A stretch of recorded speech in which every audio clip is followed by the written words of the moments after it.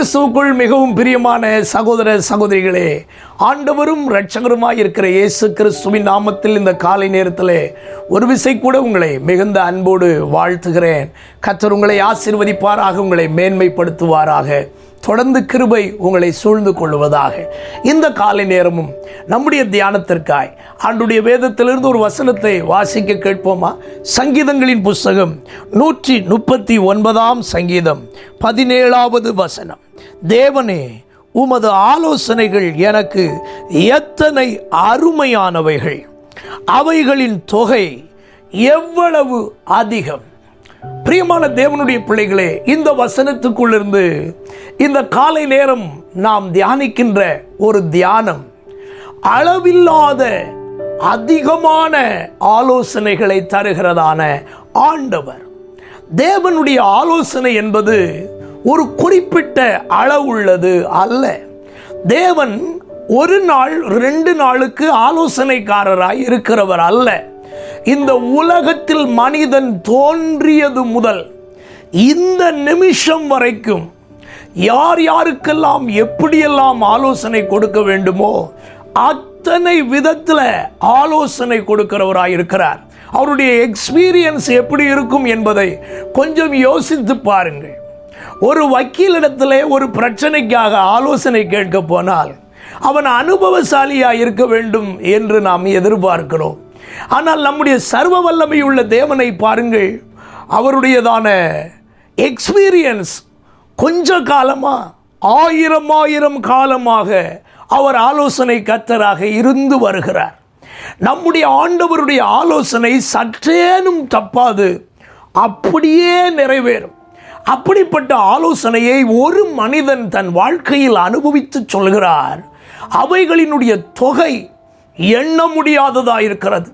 அந்த ஆலோசனை எல்லாம் எவ்வளவு அருமையாயிருக்கிறது என்று சொல்லுகிறார். அகித்தோப்பேல் என்கிற ஒரு மனிதனுடைய ஆலோசனையே தேவனுடைய ஆலோசனையை போல அவன் சொல்லுகிறபடியே நடக்கும் என்கிற நிலைமையில் இருக்குமானால் தேவாதி தேவனுடைய ஆலோசனை எப்படி இருக்கும் என்பதை கவனித்து பார்க்க வேண்டியது அவசியம். இந்த காலை நேரத்திலும் தேவ பிள்ளைகளே, நாம் தேவாலயத்துக்கு போகும்போது கவனிக்க வேண்டும். அங்கே தேவன் நமக்கு ஆலோசனை தருகிறார். வேதத்தை வாசிக்கும் பொழுது கவனிக்க வேண்டும். அங்கே கர்த்தர் நமக்கு ஆலோசனை தருகிறார். ஆண்டவரிடத்தில் ஒரு காரியத்தை குறித்து ஜெபிக்கும் போது கர்த்தருடைய மெல்லிய சத்தம் நமக்கு ஆலோசனை தரும்படி வெளிப்படுகிறது. சில நேரத்திலே கர்த்தருடைய சத்தத்தை விளங்கிக் கொள்ள முடியாதவர்களுக்கு சொப்பனத்தின் மூலமாக ஆலோசனை கொடுக்கிறார். ஆகவே இந்த காலை நேரத்திலும் உங்கள் காரியங்களுக்கெல்லாம் மனுஷனுடைய ஆலோசனையை நாடுவதை விட அதிகமாய் கர்த்தருடைய ஆலோசனையை நாடுங்கள்.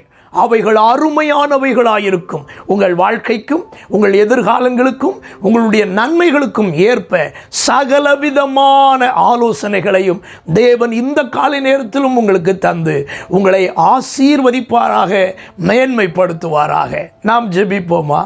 எங்களுக்கு அளவில்லாத ஆலோசனைகளை தருகின்ற எங்கள் ஆலோசனை கர்த்தாவே, உம்முடைய முகத்தை நோக்கி பார்க்கிறோம். இன்றைக்கும் ஒவ்வொருவரும் தன் தனிப்பட்ட வாழ்க்கையில், வாலிப நாட்களில், குடும்ப வாழ்க்கையில், வியாபாரத்தில், தொழிலிலே, வேலை ஸ்தலத்திலே, எங்கெங்கே எந்தெந்த விதத்திலே ஆலோசனை வேண்டும் என்று காத்திருக்கிறார்களோ அத்தனை பேருக்கும் கர்த்தர் ஆலோசனை கொடுப்பீராக. உன்மேல் என் கண்ணை வைத்து உனக்கு ஆலோசனை சொல்லுவேன் என்றவர் அல்லவா நீர்? இன்றைக்கும் உம்முடைய பிள்ளைகளுக்கு தேவையான ஆலோசனைகளை கர்த்தர் கொடுத்து தொடர்ந்து ஆலோசனை கர்த்தாவாக இருந்து ஒவ்வொருவரையும் ஜெயம் பெற வைக்க வேண்டும் என்று உம்மை பார்த்து நான் வேண்டுகிறேன். இந்த காலை நேரம் அப்படி செய்கிறதற்காய் ஸ்தோத்திரம். இந்த நாளையும் ஆசீர்வாதமாக்கி தருகிறதற்காய் ஸ்தோத்திரம். தொடர்ந்து கிருபை கூட இருப்பதாக இயேசுவின் நாமத்தில் இவைகளை வேண்டிக் கொள்கிறோம் எங்கள் நல்ல பிதாவே, ஆமென்.